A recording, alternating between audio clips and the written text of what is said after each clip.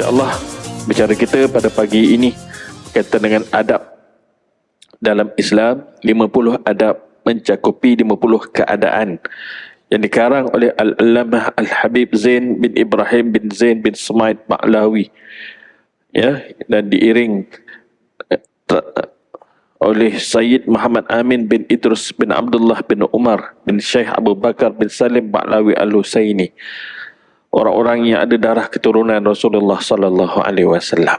Tuan-tuan, bicara tentang adab ketika akan tidur dan setelah bangun daripada tidur. Assalamualaikum warahmatullahi wabarakatuh. A'udzubillahi samil alim minasyaitonir rajim. Bismillahirrahmanirrahim. Alhamdulillah rabbil alamin. Wa bihi nasta'in ala umuri dunya waddin. Wassalatu wassalamu ala asyrafil anbiya'i wal mursalin. Sayyidina Muhammad wa ala alihi washabihi ajma'in. Rabbi shrah li sadri wa yassir li amri wahlul 'uqdatam min lisani yafqahu qawli. Subhanaka la ilma lana illa ma 'allamtana innaka antal alimul hakim. La hawla wa la quwwata illa billahil 'aliyyil 'azim. Allahumma salli salatan kamilah wa sallim salaman taman ala sayyidina Muhammad alladhi tanhalu bil qadatan faraj bihi al quraba taqda bil hawaij wa tunal bi raghaib husnul khawatim wa yastasqal ghamamu biwajhihi al-karim wa ala alihi sahbihi fi kulli lamhatin wa nafasin bi'adadi kulli ma'lum lak wa ba'd. Alhamdulillah rabbil alamin. Alhamdulillah, syukur kepada Allah Subhanahu wa taala yang masih menghidupkan kita subuh hari ini, tuan-tuan. Masih lagi menetapkan kita berada di bulan Rajab menuju ke bulan Ramadan Al-Mubarak yang kita nanti-nantikan. Masih lagi dia gunakan kita taufik, satu kekuatan, maka dengan taufik itu dapat kita melangkah dengan kehendak Allah Subhanahu wa taala sebenarnya. InsyaAllah bicara kita pada pagi ini berkaitan dengan adab dalam Islam. 50 adab mencakupi 50 keadaan yang dikarang oleh Al-Allamah Al-Habib Zain bin Ibrahim bin Zain bin Sumaid Ba'lawi, ya, dan diiring oleh Sayyid Muhammad Amin bin Idrus bin Abdullah bin Umar bin Syekh Abu Bakar bin Salim Ba'lawi Al-Husaini, orang-orang yang ada darah keturunan Rasulullah sallallahu alaihi wasallam. Tuan-tuan, bicara tentang adab ketika akan tidur dan setelah bangun daripada tidur. Ramai daripada kita mungkin tahu benda ni, tetapi dia tak praktik sebab lupa, sebab tidak sedar. Tahu dengan mahu berbeza. Orang yang mahu, dia akan ambil tahu dan dia akan buat. Orang yang sekadar tahu, dia berlalu begitu sahaja. Maka orang yang beruntung, dia buat berdasarkan apa yang dia tahu. Orang yang rugi, dia buat tapi dia tak tahu pun dia buat betul tak betul. Itu orang yang rugi, beramal tanpa ilmu. Baik, di antara adab ketika akan tidur. Sekarang kita dah bangun dah, ya. Tidur pertamanya dalam keadaan berwuduk. Faedah dia besar, tuan-tuan. Besar faedah dia. Berdasarkan sabda Rasulullah sallallahu alaihi wasallam, "Tahiru hazihil ajsada, tahharukumullahu, fa innahu laysa min 'abdin yabitu tahiran illa bata ma'ahu fi syi'arihi malak la yanqalibu sa'atan min al-layli illa qala Allahumma ighfir li 'abdika fa innahu bata tahiran." Rawahu Tabrani. Sucikanlah badan ini, maka Allah Ta'ala akan mensucikan kalian. Kerana sesungguhnya tidak tidur seorang hamba dalam keadaan suci itu kecuali malaikat ikut menemaninya di kepala, tuan-tuan. Dan tidak berbolak-baliklah hamba tersebut, makna kata setiap kali dia berbalik kanan kiri itu pada malam hari, kecuali malaikat tersebut berkata, "Ya Allah, ampunilah hamba-Mu yang sedang tidur ini. Kerana sesungguhnya dia telah tidur dalam keadaan dia bersuci sebelumnya." Tuan-tuan, kalaupun berhubungan dengan isteri, dia tak mandi dah sebab nak tidur, sekurang-kurangnya berwuduk juga, tuan-tuan. Penting kita didoakan oleh malaikat, mudah-mudah aja. Malaikat tak ada dosa. Ibarat kata kalau tak ada dosa, golongan arif billah, orang yang dekat dengan Allah, dia doa untuk kita makbul selalunya, makbul. Kan? Malaikat Lagilah tuan-tuan, lagilah. Mudah-mudah macam tu saja deh. Baik. Seterusnya, dari sahabat Abu Darda radhiyallahu anhu berkata, jika seseorang hamba tidur dalam keadaan suci, maka nyawanya diangkat sampai naik ke arash. Nyawa-nyawa ni maknanya roh dia tu, bukan nyawa yang tu. Nyawa yang tu kalau angkat matilah kita. Tuan-tuan, roh kan, rohul yaqazah. Itu deh. Kalau roh yang rohul hayat, habislah kita. 4 minit tak bernafas, matilah kita. 4 minit tak sampainya oksigen ke otak, maka berlakulah kematian otak. Apabila berlaku kematian otak, maka sel-sel yang lain akan berhenti juga. Gitu tuan-tuan. Baik. Seterusnya daripada sahabat Abu Darda radhiyallahu anhu berkata, sesungguhnya nyawa seseorang, yakni roh seseorang naik kepada Allah Ta'ala tak kala ia tidur. Jika tidur dalam keadaan bersuci itu, maka dia sujud kepada Allah di bawah arash. Roh tu disifatkan dia sujud di bawah arash, tuan-tuan.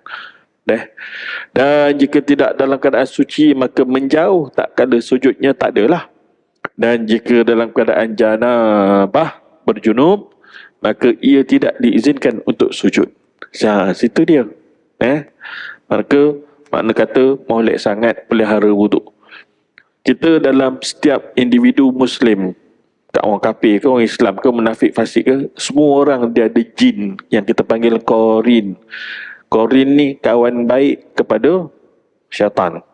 Adapun Qarin yang ada pada batang tubuh Rasulullah sallallahu alaihi wasallam telah diislamkan. Adapun yang pada kita tak tahu. Namun alim ulama menyatakan jika orang itu orang-orang yang soleh, banyak baik yang dia buat berbanding jahat sikit sangat. Makna kata dia Qarin dia tu dah terikut dengan dia. Kalau kita ni banyak jahat berbanding baik, kita yang terikut dengan dia, bukan dia ikut kita. Tuan-tuan, cara nak menundukkan Qarin, cara nak menundukkan nafsu dalam tubuh kita, Qarin tu teman baik pada nafsu. Maka jawapannya pelihara wuduk. Situ dia. Tu malam sebelum tidur. Habis tu yang siang, setiap kali kita batal wuduk, maka ambillah wuduk yang baru. Bukan semata-mata untuk solat atau untuk memegang Al-Quran, tak. Tapi kerana fadilat, kerana adanya wuduk tu, malaikat duk teman kita, jaga kita, tuan-tuan. Banyak dorongan yang positif, yang elok-elok, kan?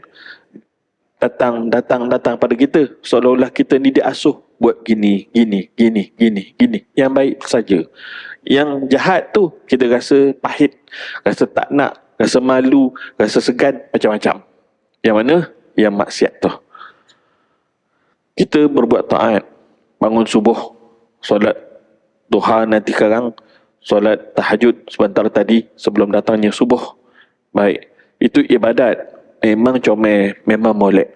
Tetapi ada lagi satu benda yang kita kena tekan, yakni menjauhi maksiat, kerana ia adalah kepala kepada ibadat.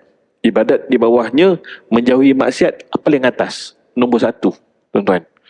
Benda ni yang kita kena fight, gila-gila punya fight, lawan sungguh-sungguh. Maka kaedah cara nak melembutkan nafsu dengan berwuduk tadi, tuan-tuan ya. Selain daripada itu, akan datang dorongan buat baik. Kedua, bagi orang yang akan tidur tu menghadap kiblat jika berkemungkinan bersesuaian. Yakni katakanlah kiblat di depan saya, contohlah kiblat sebelah sini sebenarnya. Okey, kita buat andaian sebelah depan saya ni. Maka saya berbaring, lambung kanan saya di sebelah bawah. Permulaan tidur. Nanti kita akan berbalik-balik lah. Tak apalah. Macam tu. Baik. Seterusnya berdasarkan sabda Rasulullah sallallahu alaihi wasallam, "Iza ataita madja'aka fatawadda wudu'aka lis-salati summa taji' ala syiqqika al-aymani." Jika kamu akan berbaring di tempat tidur, maka berwuduklah sebagaimana kamu akan berwuduk untuk solat, dan berbaringlah ke sebelah kanan. Hadis riwayat Bukhari dan Muslim. Ini sandaran dalil hadis Nabi SAW untuk kita beramal, tuan-tuan ya. Hadis dia ada banyak status. Ada dhaif, ada sahih, ada hasan sahih dan sebagainya. Ada yang maudhu', maudhu' tu itu bukan hadis, itu rekaan. Yang maudhu' tolak terus. Kalau dhaif boleh diterima pakai. Dhaif bukan makna kata hadis tu dhaif. Kan perawi tu, periwayat tu ada beberapa tu yang tak dikenali, kan, tak diyakini. Tapi yang ramai tu yang diyakini. Terselit seorang saja yang tak diyakini. Gitu sahaja. Boleh pada sudut nak mengamalkannya. Jangan jadi macam Wahabi, kan, dhaif tolak terus. Dhaif bukan palsu, kan, bukan maudhu'. Dhaif boleh dibuat untuk beramal. Jadi elok-elok jangan berguru dengan orang yang tak tentu arah tu. Seterusnya bertaubat dari seluruh maksiat kepada Allah. Kan? Siang daripada subuh menuju ke tengah hari menuju ke petang, petang menuju ke senja, dan senja menuju ke akhir sekali pada lewat malam dan sebagainya. Pasti akan ada di celah-celah waktu tu yang kita buat salah. Sama ada pandangan kita, sama ada penglihatan kita, tangan kita yang menolak, mengangkat, mengambil, menyentuh dan sebagainya, kaki kita yang melangkah, hati kita yang berbolak-balik, kejap nak buat maksiat, kejap nak buat baik, kejap nak soleh, kejap jadi rosak dan sebagainya tu. Wajib dengan taubat sebelum tidur. Tuan-tuan, istighfarlah. Maknanya katanya istighfar dengan hati yang tulus, bukan istighfar sekadar di bibir. Istighfar tu selari dengan hati tu follow sama dua-dua. Kalau istighfar di bibir saja, Allah Ta'ala tak pandang. Sama seperti kita bercakap dengan ayah kita, kan? Ayah kita bercakap dengan kita ni, Mat, bila kau sampai? Kita sambil tengok telefon, 5 minit tadi ya, tu beradab ke tak? Ayah kita akan panggil dalam hati, dia akan sebut, anak aku kurang ajar, cakap tak pandang ke muka aku. Samalah, kan, analoginya dengan kita berkata-kata dengan Allah, beristighfar, tapi hati tak ke mana perginya. Itulah tuan-tuan. Maka hati ni sangat penting. Sebab itulah setengah ulama sufi dibuat kaedah zikirnya itu zikir hati. Ya, zikir hati. Kerana hati tu dia akan menolong anggota yang lain. Akhir sekali terbit di lidah dan sebagainya. Seterusnya niat akan bangun sebelum fajar untuk melakukan solat tahajud. At least ada niat tu okey lah.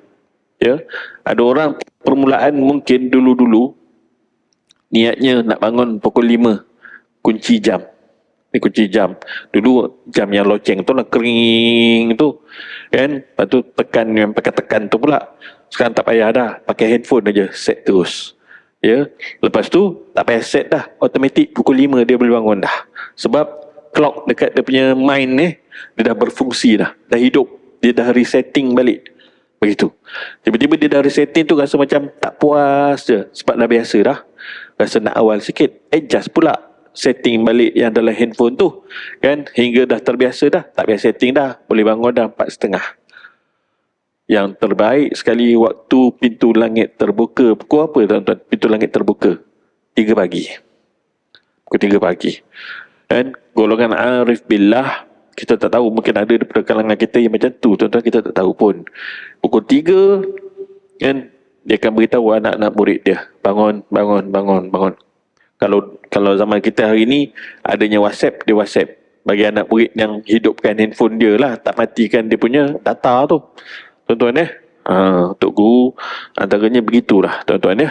Sebab dia pesan, dia nak tarik anak murid dia bukan berzikir saja, solat sunat on time. Kalau Ramadan wajib khatam sekali baca Quran tu. Individu, bukan berkumpulan, individu, tuan-tuan ya. Mana kata apa? Prepare diri kita sebelum kita dipanggil bertemu Allah, tuan-tuan ya. Semalam sedih lah, sahabat saya Hilmi dia ni NGO urus jenazah percuma, tuan-tuan ya.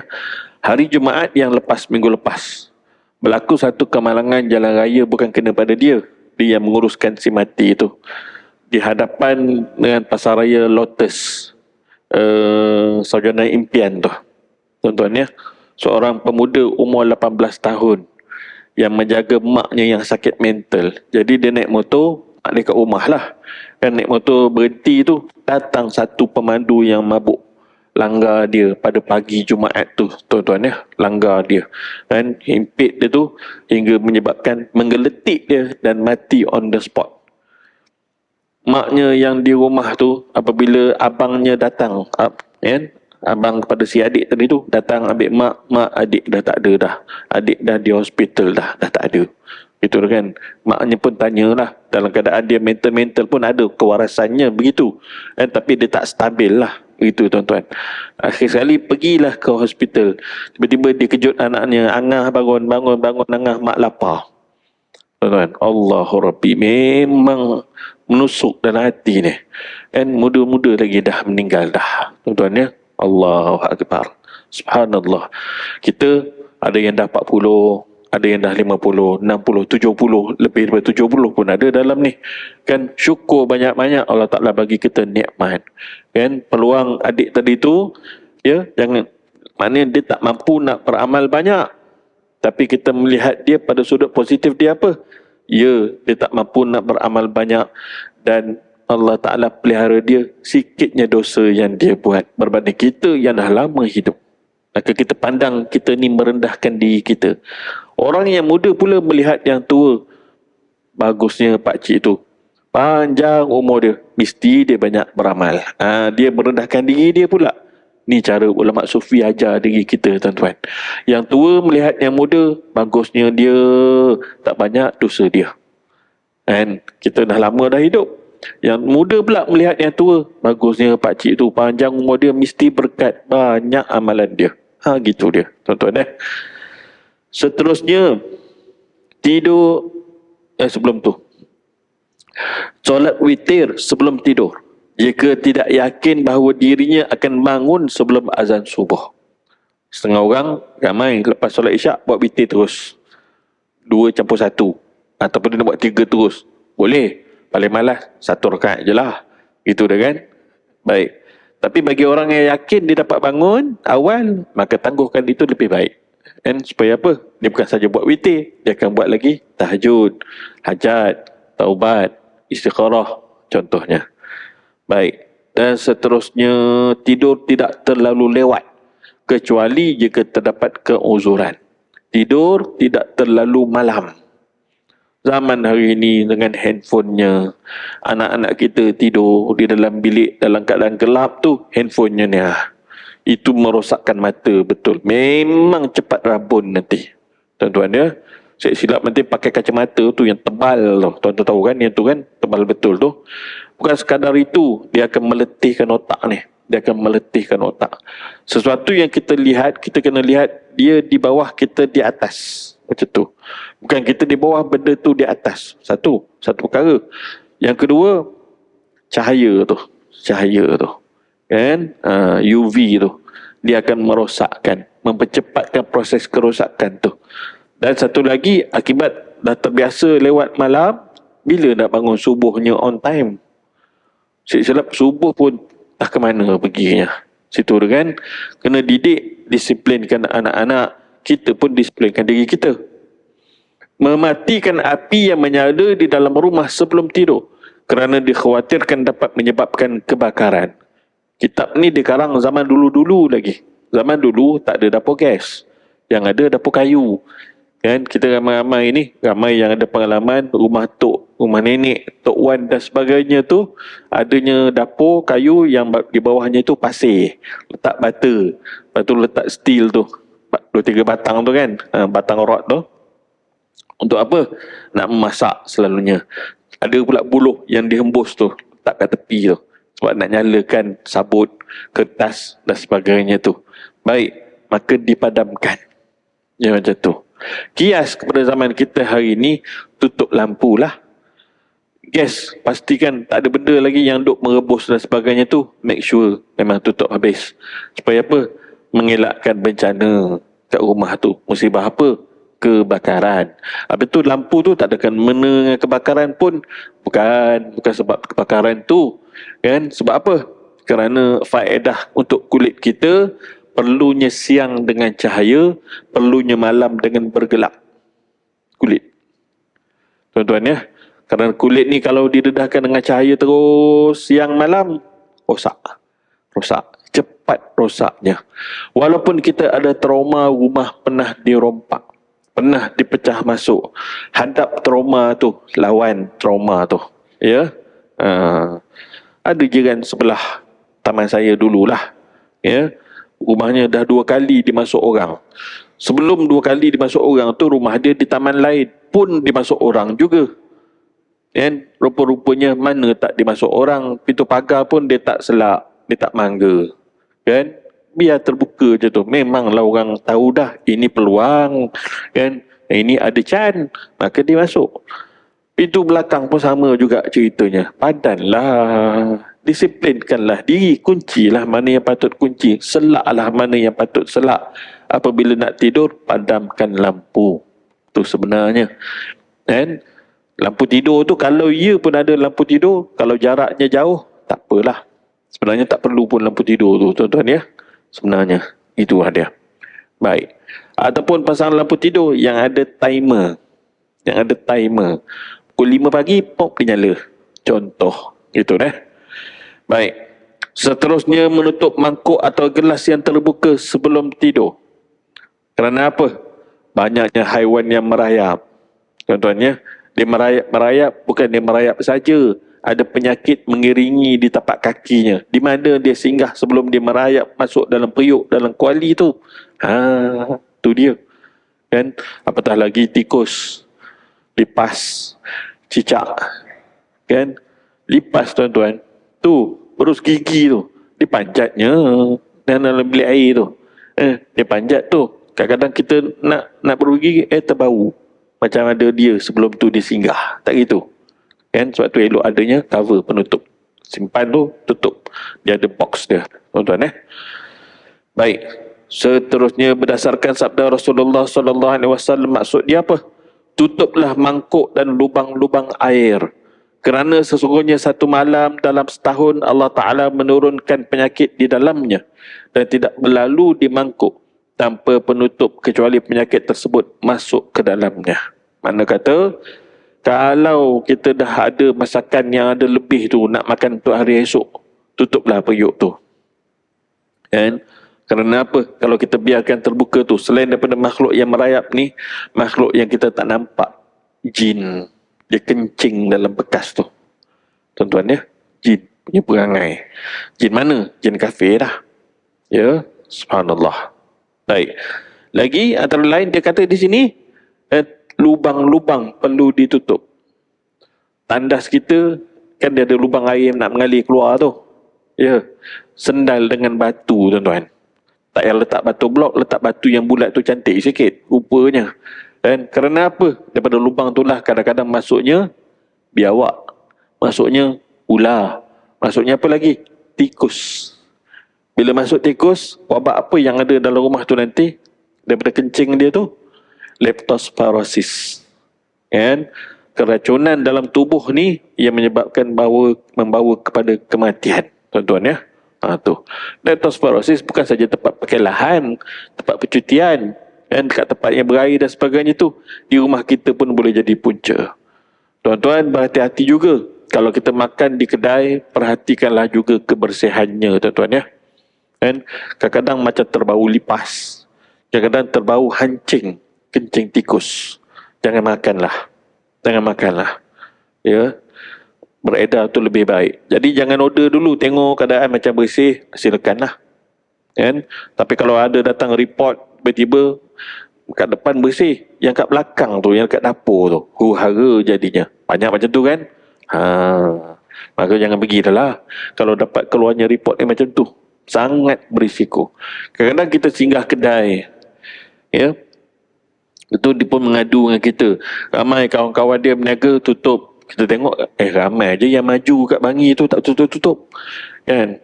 Dia kata tak ramai lah orang datang kat kedai dia. Kita pun rasalah masakan dia sedap. Tapi kenapa tak ramai? Dia kata mungkin ada orang tutup pun tak nampak kedai dia. Yang sebenarnya bukan orang tutup pandangan tu. Dia sendiri kedai dia malap. Mana orang nak nampak? Lampu tak cukup tuan-tuan. Dan memang malap. Yang kedua, ada barang yang berselerak di tepi dinding macam store dia. Ni nak berniaga ke store? Tak kena lah. Dan kemudian kita perasan ada bau-bau yang kurang menyenangkan. Kalau ada haiwan, umpama contoh kucing, kawasan tu pula berpasir, memang cantiklah pot dia, tuan-tuan. Macam mana nak pindahkan tempat yang bekas dia berak tu supaya dia tak berak lagi kat situ? Maka jawapannya adalah kesan najis iaitu kaut dengan pasir-pasir tu sekali lah, kan, sekadarnya di situ. Pindahkan ke seberang jalan jauh sana kan.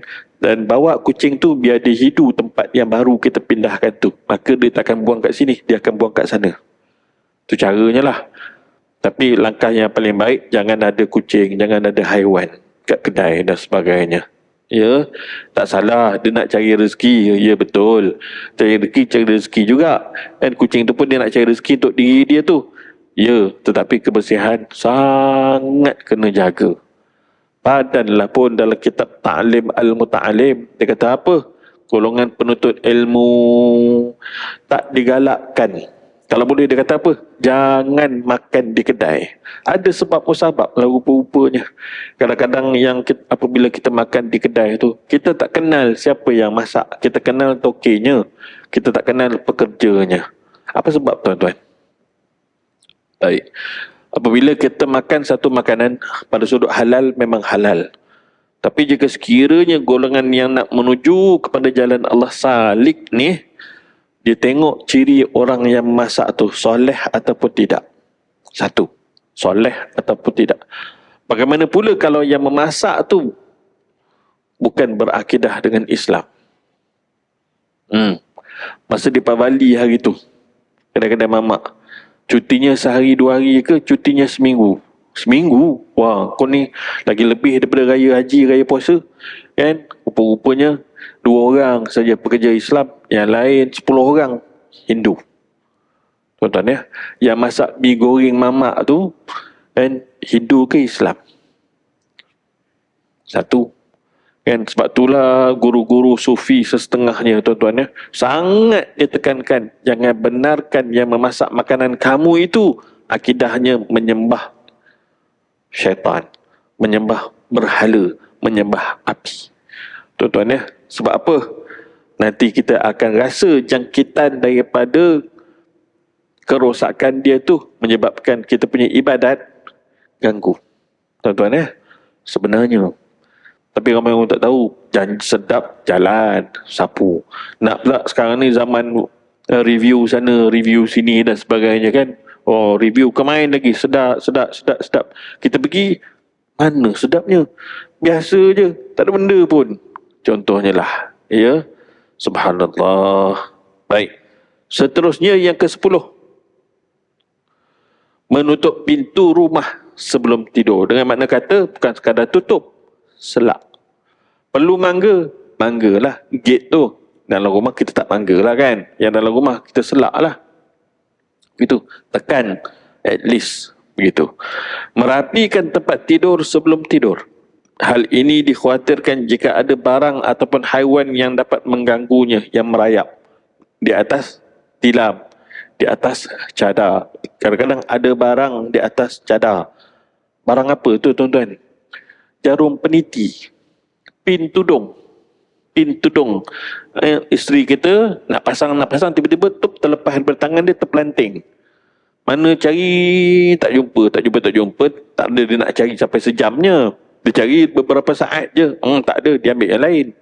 Kan? Rupanya terpacak ada dekat cadar tu. Kita pun baring, elok je kena tikam. Ya? Kat rumah Ana ada kapet yang macam ni tebal dia, tuan-tuan. 1 inci. Dan ada satu hari tu lepas kita mandi sunat Jumaat, dan pijaklah kapet tu, elok terbenam 1/2 inci jarum, tuan-tuan, kat tengah-tengah. Kat situ pula tak ada saraf. Terasalah sikit je sakitnya. Elok je terpacak, tuan-tuan, tu jarum tu. Kan? Subhanallah. Kalau orang ada kecil manis, berbulan lamanya nak sembuh, tuan-tuan ya. Subhanallah. Maka itulah kata tadi tu. Orang Perak dia kata apa? Khopeh. Orang kita panggil apa? Kebas. Kebas dia ada 2 makna. Satu, kebas barang orang. Satu lagi kebas tu lah, sapu. Itu dah. Baik. Seterusnya, menutup aurat Meskipun tidur sendiri, jangan tidur bolin. Bolin tu tak ada benang lah. Satu urat benang pun tak ada. Jangan tidur macam tu. Kan? Khawatir ya, kita disetubuhi oleh jin. Tuan-tuan jin ni dalam keadaan kita tidur macam tu, apatah lagi tidur berpakaian pun dia nak buat, dibuat. Tuan-tuan jahat tak jahat jin kafir ni, tuan-tuan hingga kan ada yang datang mengadu, dia kata masa dia tidur dia rasa makhluk tu di atas dia dan memasukkan sesuatu di alat dia. Tuan-tuan ni yang orang perempuan cerita mengadu. Tuan-tuan jadi kita kata buat rawatan, cari guru-guru dan sebagainya tu. Biasanya jin yang jenis macam ni, dia nak memiliki, menguasai perempuan tu, dan dia membenci kalau ada orang ni nak bersuamikan seseorang. Dia cuba halang. Tu perangai dia. Tuan-tuan Jadi janganlah tidur tidak berpakaian. Berpakaianlah. Akan datang ramai daripada kita akan balik kampung raya nanti. Kan? Walaupun kita jenis bukan pakai seluar, kita jenis pakai kain sarung. Apabila tidur di rumah mak mentua, pak mentua contohnya lah. Ya, pakailah juga seluar. At least seluar 3 suku ke di dalam kain tu. Ya. Sebab kita tak tahu kita ni tidur sopan ke tak sopan. Ada orang tidur terbongkang macam tu saja. Tungang terbalik, hara, tekan kat kaki, macam-macam rupa. Kalau dengan kain sarung saja dan yang dalam tu dia tak pakai, krokodil kat dalam tu dia tak pakai. Tuan-tuan apa jadi? Hara. Orang nak bangkit bangun subuh, tuan rumah buka lampu, tengok, alamak, dia tutup lampu balik, dia lari, dia belah. Kan? Tu dia kan, dah burung kelihatan. Ini antara masalah. Jaga adab tertib tu. Tuan-tuan itulah antaranya kenapa kena tutup aurat tu. Bermaksud tutup aurat kat sini berpakaian yang sesuai. Itu ya. Dan jangan pula guna baju yang kita guna untuk tidur tu pergi hantar anak sekolah. Khususnya orang perempuan lah, orang lelaki tak buat macam tu. Tuan-tuan, baju kelawar. Baju kelawar tu kadang-kadang tepi ni dah tetas lah ni, tetas lah. Dia punya benang ni. Dia punya lengan daripada besar ni, lubang lengan tu lala jadi besar ni. Bila dia hantar anak sekolah, betul dia ambil beg tu, dia sarungkan dekat bahu anak dia tu. Budak yang lalu dengan motor, bukan budak, abang-abang yang lalu dengan motor hantar anak juga tengok. Apa yang keluar kat celah lubang tu, tuan-tuan faham lah. Jadi jangan dipakai benda yang untuk kegunaan baju tidur pergi hantar anak sekolah. Kesian pada abang-abang tu. Kesian pada kita-kita ni jugalah. Tuan-tuan, la haula wala quwata illa billahil aliyyil azim. Orang perempuan kalau tak dipesan, hara dia. Menulis wasiat sebelum tidur. Tuan-tuan, menulis wasiat apa? Tiap malam kena tulis ke ustaz? Bukan. Kalau kita ada berhutang dengan orang, ada amanah orang bagi pada kita, tolong jagakan barang aku ni, tulis, tampal lah, ataupun ada diary at least letak dekat meja makeup tu. Jadi isteri kita tahu. Dan kita pun pesan dengan isteri kita, kalau apa-apa berlaku tengok dalam diary ni ya. Mungkin ada amanah, mungkin ada hutang yang belum dibereskan, maka di sinilah. Penting tuan-tuan. Penting. Itu ya. Terutama yang berhubungan dengan hak orang lain. Maka seperti barang amanah ataupun hutang. Lagi yang ke-14. Yang ini ramai orang langgar juga. Saling berjauhan antara teman ketika akan tidur bersama orang lain. Maksud dia apa? Kita ada isteri kat rumah. Kalau kita pergi kursus, isteri tak ada. Yang ada rakan sepejabat. Sama-sama jantina lah. Mamat, Daulah, Kasim, Abu. Kan? Kita dapat satu hotel. Kadang-kadang ada 2 katil, single dengan single.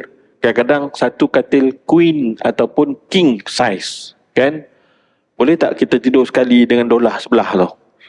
Mana maunya. Tuan-tuan, tak boleh rasa lain macam. Kan? Walaupun kita sama-sama jantina. Ni dalam kitab melarangnya. Tak apalah, Abang Mat tidur kat atas, saya tak boleh tidur atas katil. Saya ada sleep disc. Bagi reason. Kita tidur kat kapet kat bawah. Ambil bantal, ambil selimut bawah. Jangan tidur sekali. Baik lelaki sama lelaki, baik perempuan sama perempuan. Jangan tidur sekali tu. Tuan-tuan ya. Subhanallah. Lain macam rasanya. Tak boleh. Lagi, meletakkan tangan di bawah pipi. Nabi SAW saat baginda nak tidur, dia letak tangannya begini. Kan, lambung kanan letak macam ni. Supaya apa? Senang nak bangkit. Senang nak bangun. Berdasarkan hadis Nabi SAW, maksud dia dari sahabat Huzaifah radhiyallahu anhu berkata, sesungguhnya Nabi SAW jika akan tidur berbaring di malam hari, baginda meletakkan tangannya di bawah pipinya. Gitu dia kan. Kita tak ada dah buat macam tu. Jarang orang kita buat macam tu. Jarang. Tapi kalau nak buat, kita telah mendirikan sunnah Nabi SAW. Benda-benda yang kita buat walaupun kecil-kecil ni tuan-tuan, jangan dipandang kecil. Jangan dipandang kecil. Dia tetap menjadi suratan amal kita yang ditimbang nanti di akhirat, di neraca mizan tu. Ya, sekecil-kecil amal pun dikira dan dibalas. Bagaimana keadaan kita nanti saat di mahsyar, ketika ditimbang itu tiba-tiba sama berat. Sama berat. Kan? Time tu dah gabra ni. Muncullah bagi orang-orang yang dapat syafaat Rasulullah SAW, lalu baginda letak selendang baginda di atas pemberat tu, maka amalnya jadi berat, yang kejahatannya menjadi ringan. Yang mana Nabi SAW pilih. Sebenarnya apa yang Nabi pilih itu sebenarnya apa yang Allah Ta'ala telah tentukan. Itu tuan-tuan Maka dapat mampu pun kita nak buat benda-benda yang baik ni, walaupun kecil, buatlah. Situ dia. Seterusnya membaca zikir hinggalah tertidur. Kan? Nabi SAW lazimnya baginda akan membaca Al-Ikhlas, Al-Falaq, An-Nas. 3 surah ni sebelum baginda tidur. Dan baginda akan tiupkan pada tapak tangan baginda yang mulia dan disapukan daripada kepala hinggalah ke hujung kaki belah depan ni. Baginda buat 3 kali. Dan sekali baca tu 3 surah tu dan sapu 3 kali. Kan? Mengelakkan daripada gangguan sihir dan sebagainya. Banyak sihir bertebaran pada waktu malam. Penyakit ain di antaranya. Apabila orang cemburu, kan, seumpamanya macam-macam lah. Elok pesan benda ni tuan-tuan Ana sendiri melakukannya, kan?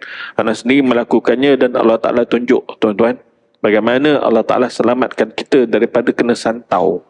Tuan-tuan Anak antara mangsa yang hendak disantau oleh seseorang rakan sepejabat. Setelah mana kita failkan tuduhan menyalahguna wang syarikat pada seseorang ni lah. Orang ni pun dah meninggal semalam. Tuan-tuan kena kanser. Tak apalah, anda cerita saja benda tu, tapi kita tak cerita orangnya. Kita tak boleh cerita siapa dia, orang dia, namanya apa, tak boleh. Baik. Lalu akhir sekali dia dapat tahu siapa yang failkan tuduhan tersebut. Sebab bukti jelas depan mata kita. Lalu kita pun failkan lah. Sebelum ni kita dah nasihat dia, jangan buat. Dah nasihat awal lagi dah. Bertahun-tahun kita nasihat. Dah lah buat juga. Dah lah terpaksa lah. Aku kena bertegas. So apabila kita filekan tu dan kita kena prepare diri kita, pendinding. Maka tadi tu, 3 kul tadi tu kita baca sebelum tidur adalah antara pendinding. Istighfar yang kita amalkan juga adalah pendinding. Ayatul Kursi yang kita baca surah solat juga antaranya adalah pendinding, tuan-tuan. Bahkan dalam hadis sahih menyebutkan barang siapa sesudah solatnya beristighfar, kemudian Allahumma antas salam wa minkas salam, dan kemudian dia sudi dengan ayatul kursi, tidak adalah pemisah antara dia dengan syurga melainkan mati. Maknanya syaratnya nak pergi ke syurga tu, mati dululah. Itu maksud dia. Apa makna daripada hadis tu? Dan maknanya apabila kita ni mengamalkannya, pertama memang dah janji Allah clear. Yang kedua, susulan daripada sebab kita membacanya itu, Allah Ta'ala pandukan kita bagaimana menjadi orang soleh. Kalau orang yang sekadar solat sahaja, lepas bagi salam dan dia akan beredar macam tu saja, di mana adab dia dengan Allah? Aku dah berdoa dah, dia kata. Aku dah berdoa dah, dalam sembahyang kan ada doa. Doa yang dalam solat tu hak Allah. Yang mana hak kita? sesudah solat tu yang kita buat, itu hak kita. Maka kita melabur modal yang lebih menuntut redha Allah. Situ duduk dia, tuan-tuan. Kenapalah alim ulama tu susun zikir-zikir tu? Sama ada nak dibuat secara sendiri-sendiri atau nak dibuat secara beramai-ramai, kerana beramai-ramai itu mendatangkan kekuatan. Kita sendiri tahu kalau kita solat di rumah rajin berzikir ke tidak. Bagi setengah orang dia maintain, okey, alhamdulillah. Bagi setengah orang, Assalamualaikum warahmatullahi, Assalamualaikum warahmatullahi, istighfar, doa, dah. Kan? Zikirnya malas. Tapi bila solat berjemaah, dia dengan sendirinya dia jadi rajin. Itu kan? Tu dia, beza dia. Seterusnya tuan-tuan, makna kata berzikir sebelum tidur tu, antara lainnya adalah berselawat pada Nabi sallallahu alaihi wasallam. Tuan-tuan ya, Allahumma salli ala sayyidina Muhammad wa ala ali sayyidina Muhammad. Itu dia. Jika seseorang berbaring pada tempat tidurnya, maka malaikat dan syaitan berebut mendatanginya. Ni dua makhluk ni berebut. Malaikat berkata, ya Allah, tutuplah amalan dia dengan kebaikan. Kalau kita ambil wuduk tadi, dah awal-awal lagi dah, malaikat dah bertempik dengan kita lagi dah. Dan syaitan pula berkata, tutuplah amalan dia dengan keburukan. Buat maksiat sebelum tidur. Maka jika hamba tersebut membaca zikir kepada Allah Azza wa Jalla hinggalah dia tertidur, maka malaikat menyingkirkan syaitan dan bermalam untuk menjaganya. At least istighfar 3 kali, bacalah 3 kul tadi tu, dan bersyahadahlah la ilaha illallah Muhammad Rasulullah. Sebab ada orang apabila tidur terus, maknanya meninggal di dalam tidur. Di hujung kalimahnya sebelum tidur, kalimah tayyibah la ilaha illallah. Makana akhiru kalamihi la ilaha illallah dakhalal jannah. Barang siapa dapat menyebut pada akhir kalam dia, sebutan dia tu la ilaha illallah, ke syurga dia. Tuan-tuan subhanallah. Sikit lagi, bersiwak sebelum tidur dan setelah bangun tidur, bersugi. Amalan Rasulullah sallallahu alaihi wasallam. Kita bersugi itu tuan-tuan, kita jadikan amalan tu niat dalam hati kita, kan, mendatangkan sunnah, menghidupkan sunnah. Ya, kita boleh juga saat kita datang nak menuntut ilmu ni, memang kita tahu suruhan tersebut menuntut ilmu tu, boleh juga dengan 2 niat. Kerana aku nak mengembirakan Rasulullah sallallahu alaihi wasallam. Tuan-tuan, rupa-rupanya, ya. Contoh antara lain, boleh 2 niat. Kita keluar daripada solat dengan salam. Assalamualaikum warahmatullahi. Assalamualaikum warahmatullahi. Kita faham, kita tahu, itulah dia keluar daripada solat penutupnya. Dan boleh juga disertai dengannya ketika beri salam tu, memberi salam kepada orang yang hadir. Si imam ni memberi salam pada orang yang hadir. Itu niat dia. Tapi tak adalah orang lain pergi jawab Waalaikumsalam. Tak. Dia tetap lafaz yang sama juga. Assalamualaikum warahmatullahi. Situ dia. Baik. Seterusnya 18. Tidak tidur setelah solat subuh hinggalah waktu isyraq. Waktu isyraq kita pukul apa? Katalah 7.20. Kan? Kalau perlu sangat, kan, maka tunggulah waktu syuruk tu, barulah tidur semula, kan. Jika sekiranya ada kedapatan keuzuran setengah-setengah daripada kita, memang dia bekerja shift, itulah waktu dia nak tidurnya, tak apalah macam tu. Tapi yang lain-lain tak perlu, kecuali berhajat sangat ketika tu, balik daripada travel letih penat, tak apalah, sekali-sekala jangan buat kelaziman, kecuali memang terpaksa sebab bekerja shift. Itu ya. Baik. Tidak meletakkan salah satu kaki di atas kaki yang lain, tindih.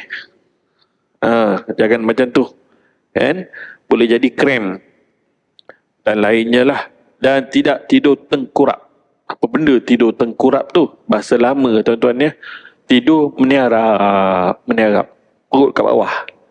Tu dia. Sebab apa? Pernafasan tak cantik. Tuan-tuan ya. Habis tu baby, kenapa digalakkan tidurnya macam tu? Dan kerana kalau jika sekiranya dia nak termuntah, dia boleh muntah. Dan pernafasan dia lancar. Itu tujuan dia. Ada peringkat umur dia tuan-tuan ya, berapa bulan. hinggalah dia dah boleh balik-balik tubuh dia sendiri. Itu caranya, tuan-tuan. Ya, tak sama dengan kita orang yang dewasa ni. Itu dia. Yang ni, meletakkan dada di bawah itu, tidur terkurap tu makruh. Dari sahabat Yashi bin Tukhfah Al-Ghifari radhiyallahu anhu berkata, ayahku berkata, tak kala aku tidur di masjid dalam posisi perutku di bawah, punggungku di atas. Datang seseorang dan menggerakkan aku dengan kakinya.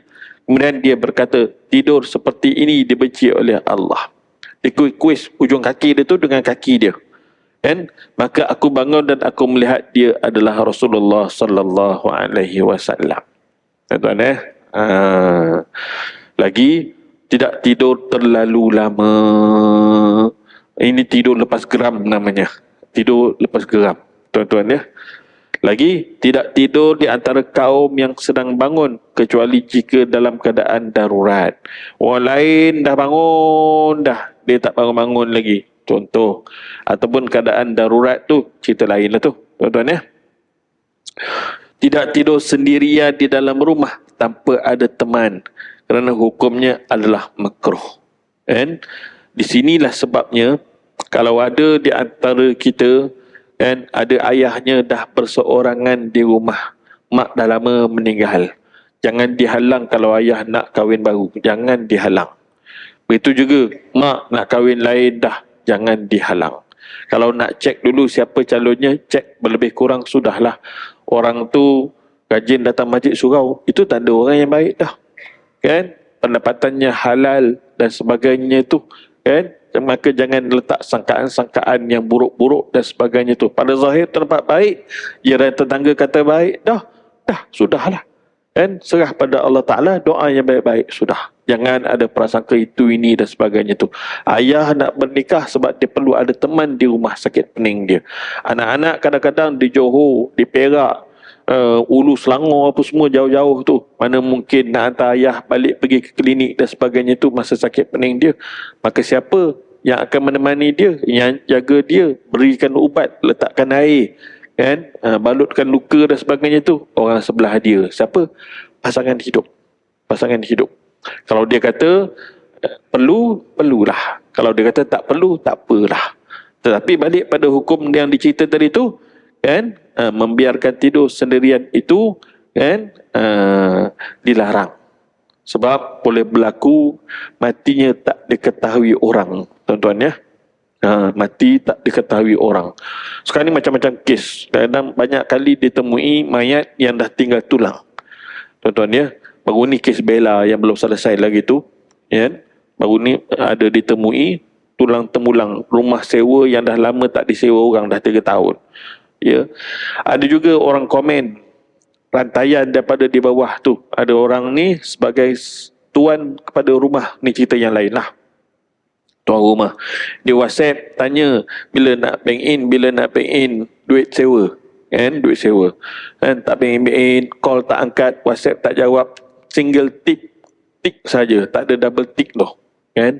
Dalam sekali memandangkan tuan rumah ni duduknya jauh, kan, negeri yang lain. Lalu lepas tahun dia datang tengok rumah, ketuk-ketuk pintu, tak buka-buka juga, tapi nampak ada kenderaannya, tak ke mana pun, kan. Lalu lalas sekali mintalah bantuan pihak polis. Bila buka-buka, lah dah jadi mayat rupanya penyewa dia tu. Tinggal tulang lah. Mati kerana COVID-19 rupa-rupanya, tuan-tuan ya.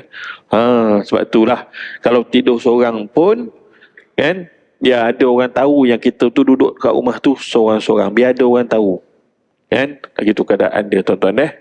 Wallahu a'lam. Bawah ni dah cerita tentang surah Al-Ikhlas, Al-Falaq, An-Nas. Itu dia, tuan-tuan ya. Jadi yang tadi tu yang nak cerita tu, kesan daripada amalan ni, apabila ada gangguan sihir, kita diberi isyarat oleh Allah. Kita diberi isyarat oleh Allah dalam mimpi kita. Antaranya dalam mimpi lah. Kan? Malam pertama mimpi ular nak mematuk kita dan kita pancung ular tu. Malam kedua memula datang 3 ekor. Malam yang kedua datang 5 ekor. Anak pancung juga dalam mimpi tu, anak pancung ular tu, habis putus. Malam yang ketiga datang 8 ekor pula. Yang 8 ekor tu tak sempat nak menghampiri kita dan dia lari balik, lari bertebaran balik semula. Lalu ana bawalah khabar tu kepada sahabat senior sama-sama mengaji di madrasah dulu, tanya dia, apakah petanda ini? Ini petanda orang nak menghantar santau kepada engkau, tapi Allah Ta'ala halang. Itu tuan-tuan faedah daripada 3 kul yang kita baca sebelum tidur dan kita sapu pada tubuh kita. Amalkan insya-Allah. Sebarkan pada anak-anak, isteri kita, rakan taulan kita untuk sama-sama dapat manfaat. Ampun maaf sekadar itu. Jumpa lagi. Aqul qouli hadza wa astaghfirullahal azim li wa lakum. Wassalamualaikum warahmatullahi wabarakatuh. Bismillahirrahmanirrahim. Allahumma faqqihna fid din waftah lana futuhal arifin waj'al a'malana khalisatan liwajhikal karim. Allahumma rzuqna fahman nabiyyin wa hirzal mursalin wa ilhaman malaikatil muqarrabin bi rahmatika ya arhamar rahimin. Wa sallallahu ala sayyidina Muhammad wa ala alihi washabbihi baraka wa sallam. Walhamdulillahi rabbil alamin. Taqabbalallahu minna wa minkum. Taqabbal ya karim.